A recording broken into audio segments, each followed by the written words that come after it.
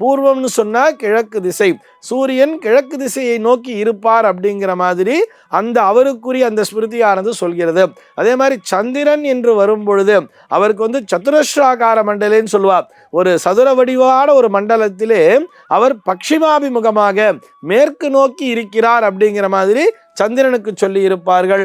அதே மாதிரி செவ்வாய் என்கின்ற வரும்பொழுது திரிகோணாகார மண்டலேம்பா, முக்கோண வடிவிலே இருக்கக்கூடிய ஒரு மண்டலத்திலே தட்சிணாபிமுகமாக தெற்கு நோக்கி அவர் உட்கார்ந்திருப்பார் அப்படிங்கிற மாதிரி அந்த செவ்வாய்க்கு சொல்கிறார்கள்.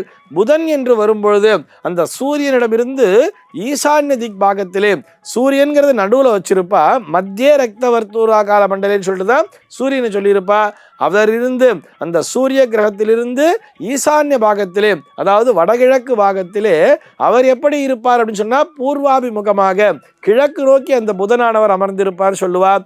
அதே மாதிரி குரு அப்படிங்கிற கிரகம் வரும் பொழுது வடக்கு திசையிலே வடக்கு நோக்கி அவர் அமர்ந்திருப்பார், உத்தராபிமுகம் என்று அவருக்கு ஸ்மிருதியானது சொல்லும்.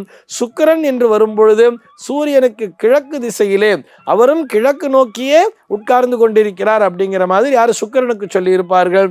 சனி என்று வரும்பொழுது அந்த சூரியனிடமிருந்து மேற்கு திசையிலே, நேர் மேற்கு திசையிலே பக்ஷிமாபிமுகமாக மேற்கு நோக்கி இந்த சனைச்சரன் என்கின்ற கிரகமானது இருக்கிறது அப்படின்னு சொல்லி